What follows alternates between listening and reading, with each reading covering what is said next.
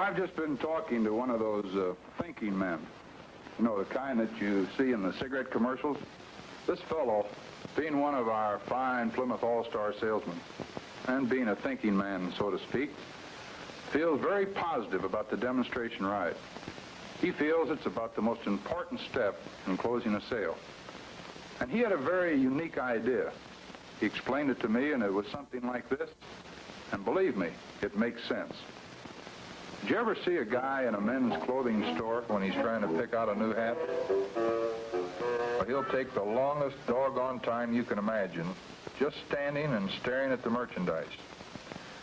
The thing that's bothering him most is that he just can't figure out which one he'll look the best in.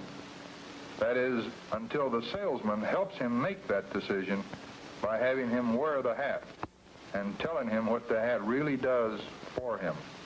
What does he see in that mirror? Oh, he sees himself, sure, but not as others see him. No, sir.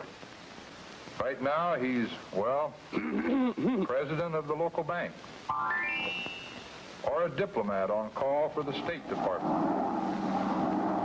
Who knows, this purchase might make him the new Bat Masterson. And just a couple of minutes ago, all the hats were lookalikes to him.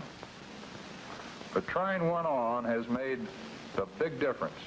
By golly, this hat makes him look like he wants to look. It does something for him.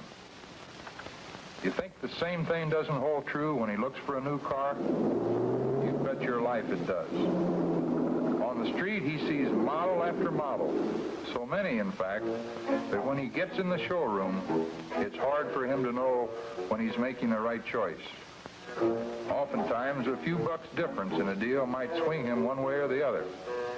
But deep down inside, he knows that's a pretty silly way to make such an important decision. But then, unless a salesman shows him, he doesn't know the big difference in Plymouth. And that's why I think that our all-star salesman friend is pretty right when he says that good demonstrating will also sell a Plymouth. And that's why we here at Plymouth are going to be pushing something that we believe will show your prospects the big difference in Plymouth. We call it the Two-Mile Tryout. And I've got a couple ideas on how you can take advantage of this Two-Mile Tryout campaign. Now, let's suppose you've got a walk-in. And after talking Plymouth for a while, maybe your normal approach to a demonstration ride doesn't cut any ice. So why not give him a straight-from-the-shoulder invitation to take a two-mile tryout? It's easy to remember. It's easy to say.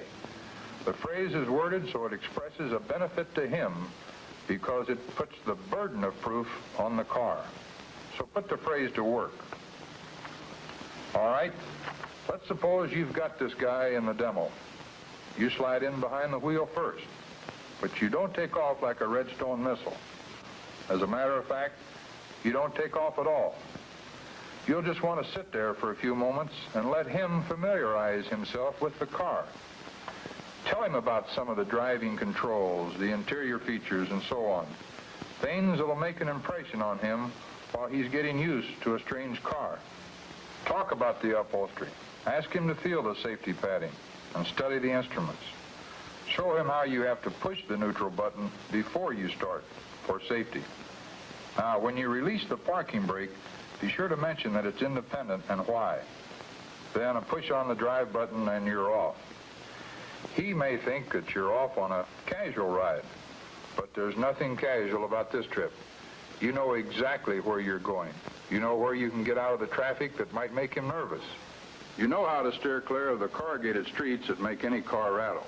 But remember this, a proving ground with all the torture gimmicks is great, providing you've got one to use. Or if you can compare Ford and Chevrolet and Plymouth together at the same time, that's swell. But what this fellow wants is good, smooth riding. And that's what you want to give him and nothing else. Now, while you're driving, you ask him if he'd like some heat or some fresh air. And that gives you a chance to show how simple it is to get what he wants out of our push-button heater. Naturally, you say a few kind words about the power steering, how easy it is to steer, so relaxing to drive. If you're going to pass, you tell him to notice how easy it is in a Plymouth. But you tell him before you do it so he can appreciate it. In the same way, you point to a rolling intersection before you go over it. Not a proving grounds torture road, just something that lets you show how quick Torsion Aire flattens out the car after a bump. Now, you know that Plymouth has good brakes, but he doesn't. So you ask him to watch how straight it stops when you hit the pedal hard. When it's safe to do so, you take your hands off the wheel, hit the pedal, take the wheel again, and brother, you've made a big sell for Plymouth safety. Now, you want him to get the feel of the car for himself. But if you ask him outright to drive, well, he'll probably refuse. After all, this is a strange car on a strange street. So just be natural, step out, walk around to his side of the car, and then invite him to drive. You don't have to ask him to take the wheel. You just don't leave him any other choice. Naturally, you want him to be comfortable, so you tell him to adjust the seat. Now, he's probably a little nervous, and you certainly don't want him to make any mistakes, so he can blame it on the car.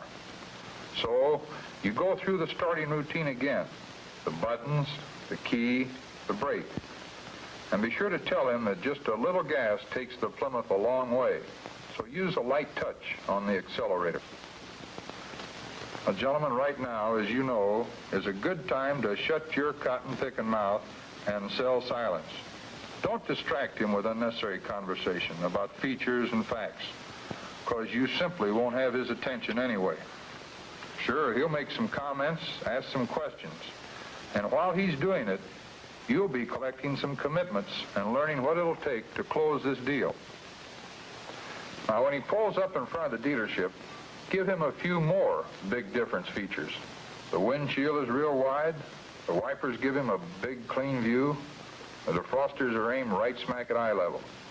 It'll make sense to him, but I don't have to tell you fellows all this. You guys know the pitch.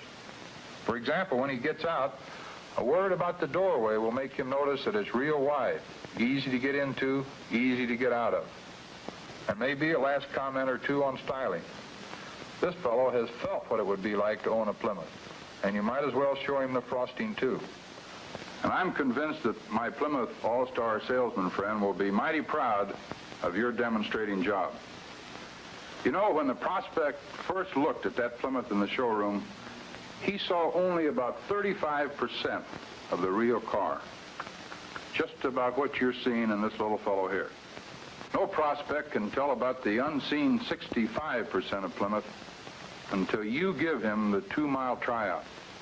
Let him experience the push-button controls, the passing power, the full-time power steering, the level Torsion Aire ride that he gets, plenty of elbow room, the wide-open spaces. Let your prospect get behind the wheel of an automobile that was built to be driven. And once he has seen that 35% and felt and experienced that 65%, once he drives a Plymouth, once he feels the big difference, he'll have all the reasons it takes to buy a Plymouth from you.